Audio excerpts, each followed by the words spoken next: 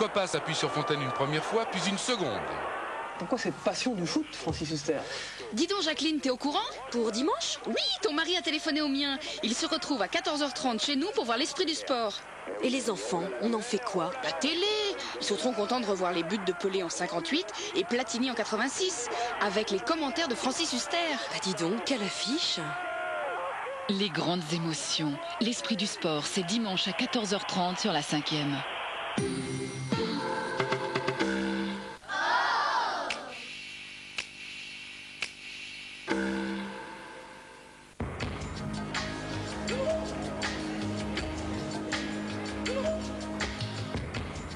J'aimerais vous parler du temps, parce que ça a l'air bizarre, mais je suis fort préoccupé par le temps. Quand j'étais tout petit, je voyais beaucoup de neige, j'en vois plus, ça fait des années. Et ça me préoccupe. J'essaie de lire à travers l'environnement des messages du temps. Et le temps me préoccupe, j'aimerais en parler. Pourquoi le temps il est comme ça? Il y a beaucoup de choses qui changent et c'est une des choses qui me touche le plus, c'est le temps. C'est un petit peu comme si, si on comparait à l'édition, si un livre qui ne tire pas 1 million d'exemplaires n'avait pas le droit de paraître, on trouverait ça absolument aberrant. Or, on trouve normal qu'un film qui n'a pas un auditoire suffisant ne puisse pas sortir, ne puisse pas se faire. Et certains films qui se font ne trouvent pas de salle pour sortir. C'est dommage quand même, à l'heure où l'image a une telle importance, et surtout cette année, année du centenaire du cinéma. Je suis en TSMAI à Cachan, et il y a un problème qui se pose en ce moment, c'est qu'ils veulent fermer les lycées en cause de hors normes, de sécurité. Et le problème, c'est qu'ils veulent faire ça en cours d'année, alors que nous, bon, il y a certains qui passent leur BTS, d'autres qui vont passer leur bac. Et bon, c'est un gros problème. Donc nous, on se manifeste pour pas qu'ils ferment le lycée et qu'on puisse terminer au moins nos études jusqu'à la fin de l'année. Dans cette période électorale, j'ai un grand message à faire passer, c'est que je dirais, mon slogan est « À mort les crottes de chien ». J'en ai marre de ne pas pouvoir marcher la tête en l'air dans cette capitale. Et je voudrais qu'au moins un candidat en parle.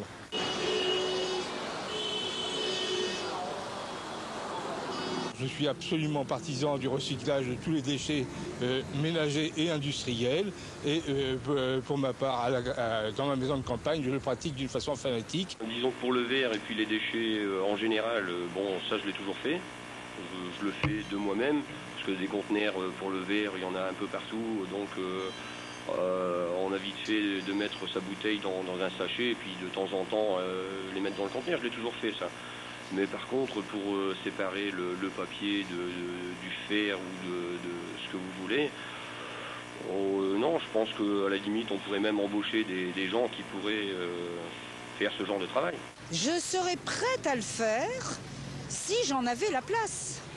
Mais les petites cuisines parisiennes ne permettent pas d'avoir 4 poubelles. Ça ne demande pas beaucoup de travail pour les particuliers, et je pense que ça peut faire gagner beaucoup aux entreprises et en particulier ceux qui recyclent, justement, ceux qui font le tri de ces ordures. Il y a un problème également de stockage. Je pense que tout le monde ne pourra peut-être pas stocker 5 ou 6 poubelles. Ceux qui sont, voire, je sais pas, dans des appartements en ville, je sais pas comment trop ça pourrait se passer.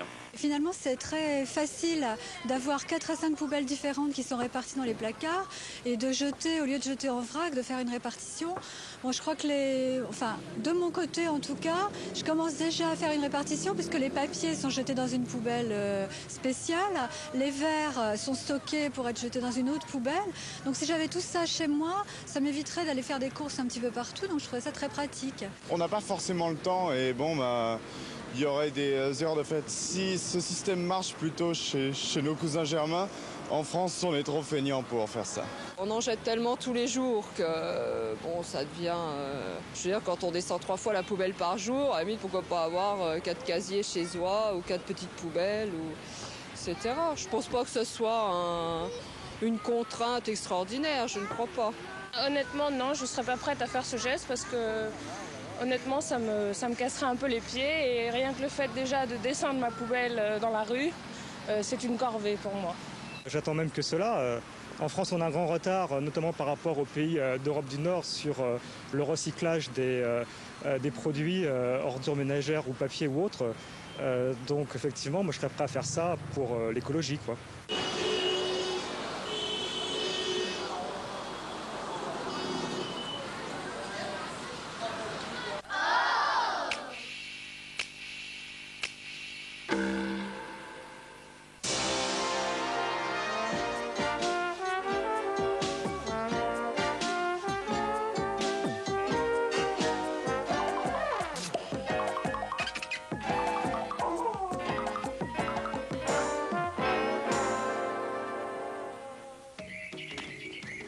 Jusqu'à 15 ans, l'éléphant est un grand dadais boutonneux qui broute et qui appelle sa mère dès qu'on l'embête.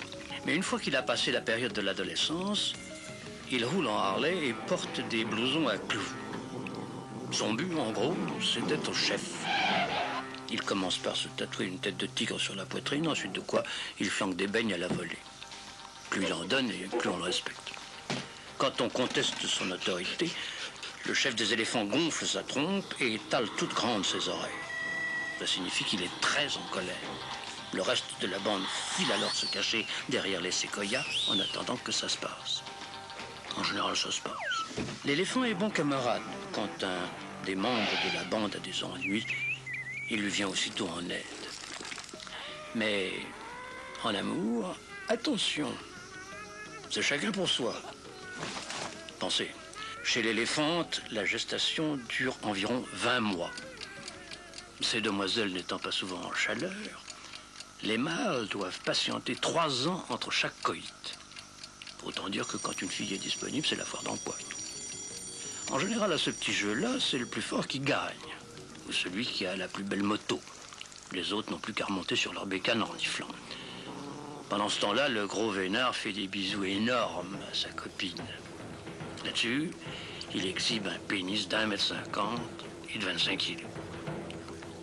Je ne vous raconte pas la tête des tigres. Comme le pénis éléphantesque est autopropulseur, il se met à fendre la bise de haut en bas à la recherche du sexe de la demoiselle. L'ennui, c'est que notre éléphant a attendu tellement longtemps pour en arriver là qu'il s'énerve, s'affole et souffre d'éjaculation précoce. 34 secondes sur l'échine de sa fiancée, 24 d'exercice autopropulseur, reste 10 secondes de radada. Je vous laisse imaginer la crise de rigolade des tigres. Faut dire, physiquement, l'éléphante ne supporterait pas le poids de son lourdeau 10 secondes de plus. N'empêche, elle doit penser que la nature fait mal les choses. Après tout, l'amour vaut bien le coup qu'on se casse la colonne.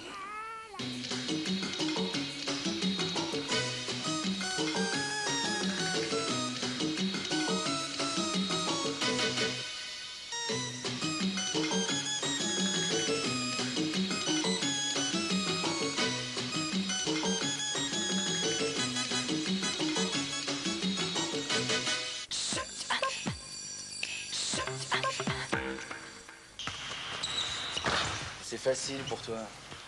T'as un boulot, t'as un appart, t'as une femme, t'as prévu des voyages, t'as des projets. Moi, j'ai quoi? Bah, toi, t'es mon petit frère, et puis t'as 20 ans. Ouais, c'est ça, j'ai 20 ans, j'ai planté mon bac et Valérie s'est barrée. C'est pas grave, ça t'as toute la vie. Je préférerais la tienne. Ouais, tu la prends, ma vie, je te la donne. Mon appart, ma voiture. Et puis tu seras positif, comme moi.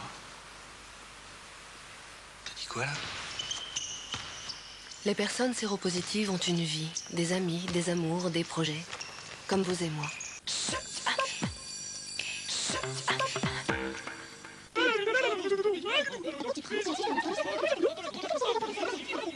Bonjour, vous êtes à 2 doigts de concrétiser un projet, vous avez besoin d'un petit coup de pouce, vous organisez une manifestation qui concerne l'emploi, n'hésitez pas à m'en faire part sur le 36 68 14 05. On retrouve maintenant William, 25 ans, diplômé d'un bac F2, il a plongé dans le monde de l'intérim et s'est très vite rendu compte qu'il lui manquait une formation de terrain. On l'écoute. Bonjour, je m'appelle William, j'ai 25 ans, j'ai un niveau bac F2, j'ai fait mon service militaire puis de l'intérim. Par relation, j'ai trouvé une entreprise qui m'a proposé un contrat de qualification pour obtenir un diplôme de technicien courant faible dans le domaine de l'électronique. Je reçois une formation de 12 mois organisée par l'entreprise, mais c'est avant tout une formation de terrain. Je pense que j'ai beaucoup de chance car je touche à tous les corps de métier, Je suis polyvalent et c'est très enrichissant pour mon CV. En plus, l'ambiance est agréable. À mon avis, le contrat de qualification est une des clés de la réussite. Il faut passer par là pour se mettre en confiance et obtenir la confiance de son employeur. Il faut s'investir à fond, ne pas hésiter à changer totalement de voie. L'important, c'est de trouver un métier qui nous va bien. L'âge n'a vraiment aucune importance. William est en contrat de qualification, moitié centre de formation, moitié entreprise. Il prépare le diplôme de technicien courant faible. C'est une formation de 12 mois organisée par l'entreprise qui, elle, est agréée pour assurer cette formation pratique et théorique. C'est à la fois un diplôme et une année d'expérience. Déclic, c'est aussi vos questions relatives à la formation. On écoute un jeune homme qui veut devenir prothésiste dentaire. J'ai 34 ans, je cherche à faire une formation de prothésiste dentaire. J'ai le niveau première.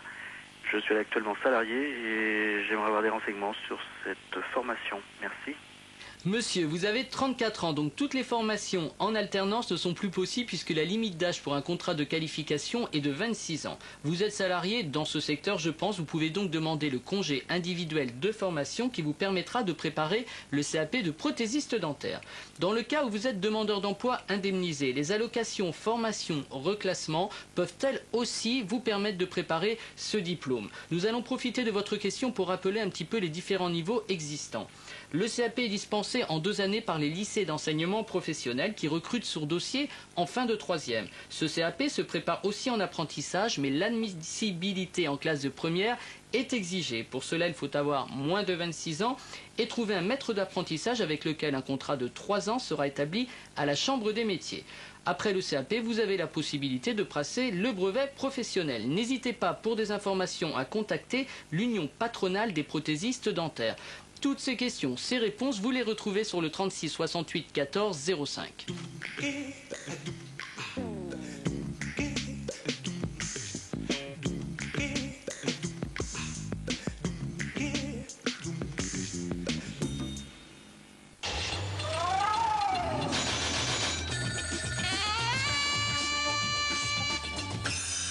Bonjour, nous sommes à Lille comme tous les jours de cette semaine, devant l'ENSAM que vous commencez à connaître, c'est l'École nationale supérieure des arts et métiers de Lille.